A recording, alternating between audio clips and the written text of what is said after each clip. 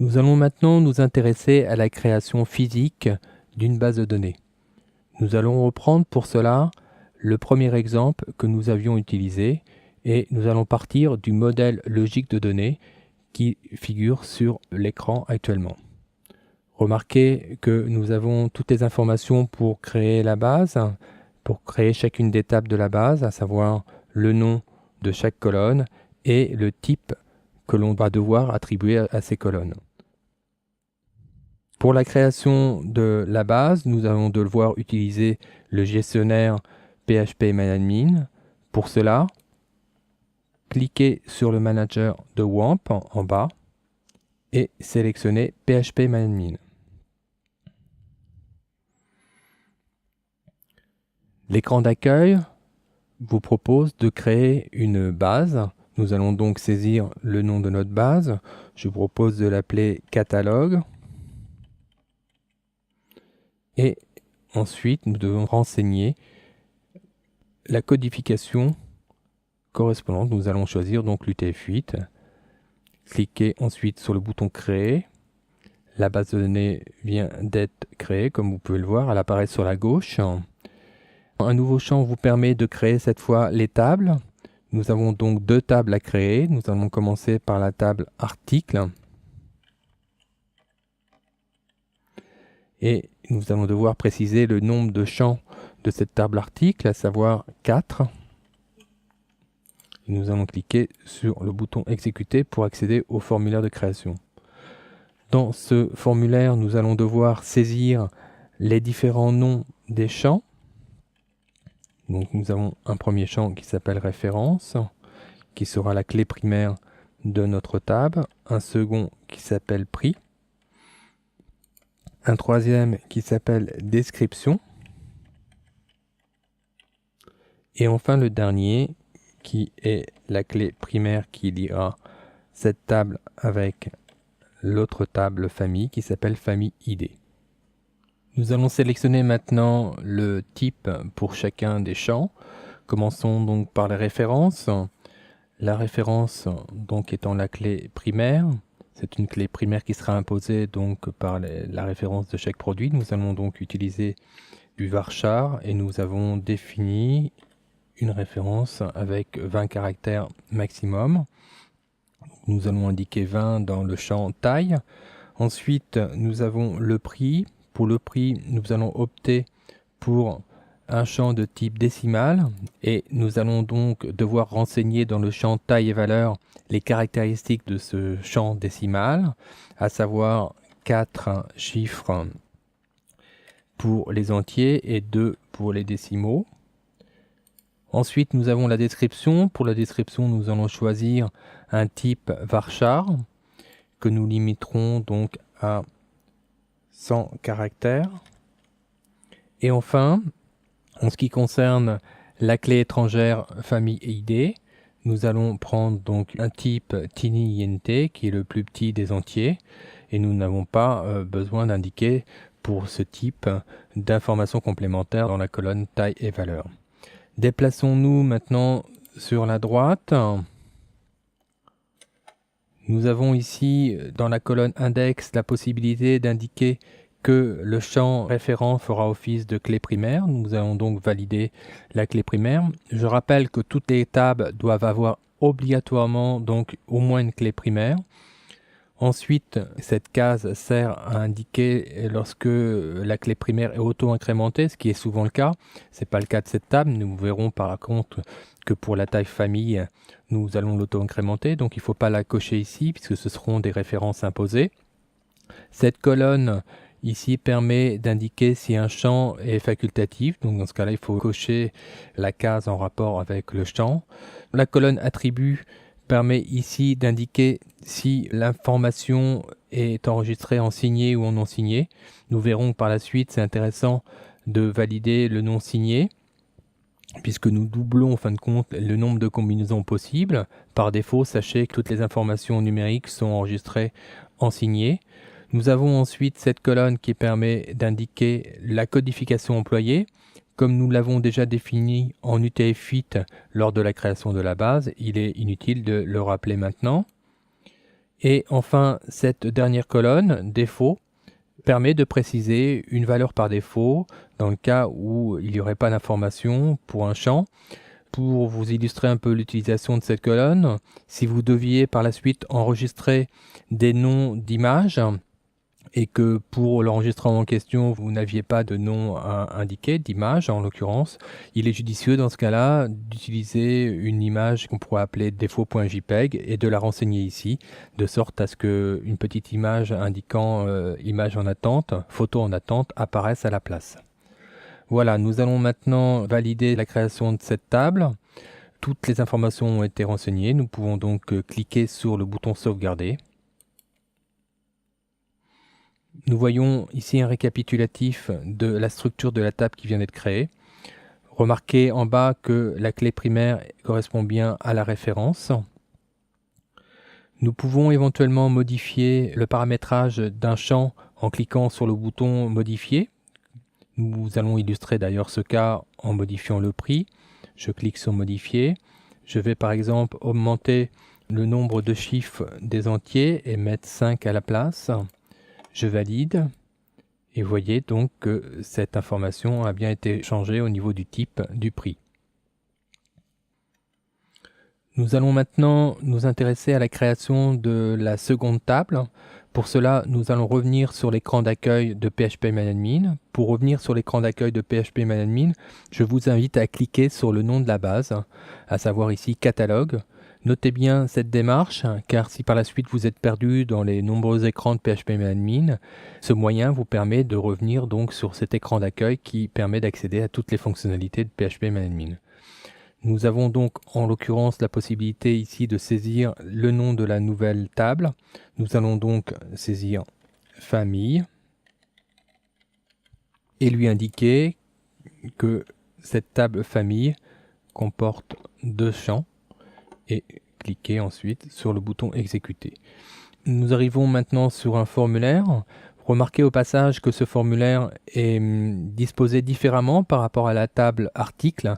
En effet, si le nombre de champs pour une même table ne dépasse pas 3 champs, 3 colonnes, le formulaire sera affiché verticalement comme c'est le cas, ce qui est plus logique en réalité, alors que si le nombre de champs dépasse 3 colonnes, et dans ce cas-là, nous aurons une disposition comme celle que nous avions pour la table article. Saisissons maintenant le premier champ de la table famille. Donc nous allons saisir ID pour représenter la clé primaire. Cette clé primaire sera de type TinyInt, donc qui est le plus petit des entiers. Pour votre information, un TinyInt s'enregistre sur un octet et permet d'avoir donc 256 combinaisons. En ce qui concerne la taille valeur, c'est inutile. Les valeurs par défaut aussi. Nous pouvons cependant configurer l'index pour indiquer qu'il s'agit de la clé primaire. Nous allons aussi cocher dans ce cas l'option auto-incrémenter, puisque cette information, cette colonne correspond à une clé primaire artificielle. Nous allons donc utiliser l'auto-incrémentation de sorte à nous assurer qu'aucune des valeurs n'est en doublon. Il faut qu'elle soit unique. Nous allons maintenant saisir les informations du deuxième champ, à savoir donc, son nom, intitulé. Le type de ce champ sera donc du varchar et nous allons limiter le nombre de caractères de ce type à 50. Nous n'avons pas d'autres informations à remplir pour cette partie. Nous allons donc pouvoir maintenant cliquer sur sauvegarder pour enregistrer la structure de cette nouvelle table. Nous voyons que tout a bien été enregistré. Nous allons cliquer de nouveau sur le lien de la base de données pour revenir à l'écran d'accueil de PHPMyAdmin. Et nous allons commencer maintenant la saisie des informations, la saisie des données, pour donc renseigner par le biais d'un jeu test les informations et pouvoir faire tourner donc notre système par la suite. Pour cela, Vous remarquerez ici, si nous parcourons les différentes actions que vous avez à votre disposition pour chacune des tables, que la première action permet d'afficher la table. Pour l'instant, évidemment, comme les tables sont vides, cette action n'est pas encore disponible. La deuxième action permet d'afficher l'écran que nous avions précédemment, l'écran de structure, au cas où vous désiriez donc modifier de nouveau la structure. La troisième action permet de générer des recherches, donc de générer par le biais d'un formulaire des requêtes SQL pour rechercher une information précise. Elle est grisée évidemment puisque nous n'avons encore aucune donnée dans les tables. La quatrième action permet d'insérer donc des enregistrements. Nous allons donc l'utiliser tout de suite. Enfin, la cinquième permet de vider la table. Pour l'instant, comme elle est vide, cette action est grisée. Et la dernière action permet de supprimer donc définitivement cette table. Revenons donc à l'action d'insérer. Nous allons cliquer sur insérer pour commencer à remplir la table des familles, de sorte à connaître déjà les numéros attribués à chacune des familles. Le champ ID, la clé primaire étant auto-incrémenté, il est donc inutile de saisir une information puisque c'est le système lui-même qui va s'en charger. La première valeur qui sera attribuée sera donc le 1, puis le 2, etc. Nous allons par contre saisir l'intitulé de cette première famille, donc guitare. Nous allons faire de même pour le deuxième champ. Nous allons saisir donc accessoires. Voilà. Et nous allons maintenant cliquer sur le bouton exécuter pour valider tout cela. Nous voyons que maintenant l'onglet affiché est de nouveau actif. Nous allons cliquer dessus pour vérifier si nos informations sont bien saisies. Nous voyons que effectivement l'identifiant 1 a été attribué à la famille guitare et l'identifiant 2 a été attribué à la famille accessoires. Nous allons maintenant recliquer sur la base de données pour revenir à l'écran d'accueil de PHP-MyAdmin et nous intéresser à la saisie de la table article. Cliquez donc sur le lien insérer correspondant à la table article. Contrairement à la table précédente, nous allons cette fois devoir renseigner les clés primaires puisque ce sont des clés primaires imposées qui correspondent à chaque article. Il faudra prendre soin néanmoins qu'aucune clé primaire identique ne soit saisie puisqu'une clé primaire doit être impérativement unique. Nous allons donc saisir la première référence qui correspond à celle que nous avions indiquée dans le modèle logique que nous avions réalisé. Le prix était de 400. La description, nous avions indiqué guitare Gibson. Et la famille à laquelle est attribuée cette guitare, et donc la famille guitare, nous allons indiquer donc 1, puisque nous avons vu précédemment que la famille intitulée guitare correspondait à l'identifiant 1. Passons maintenant au deuxième enregistrement. La référence sera donc article ART56. Nous avions donc comme prix 600 et nous allons donc saisir la description que nous avions indiquée précédemment, à savoir guitare shop. Voilà. En ce qui concerne la famille, il s'agit aussi de la famille 1 puisqu'il s'agit aussi de guitare. Nous pouvons remarquer en bas qu'il y a un menu qui permet de retourner soit à la page précédente, soit d'insérer de nouveau un nouvel enregistrement. Nous allons opter pour cette option, de sorte à retourner sur un masque de saisie, puisque nous avons encore 2 enregistrements à saisir. Cliquons donc sur exécuter. Nous pouvons constater que les 2 enregistrements ont bien été saisis.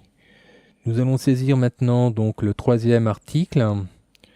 La référence de cet article, c'est donc AMP32.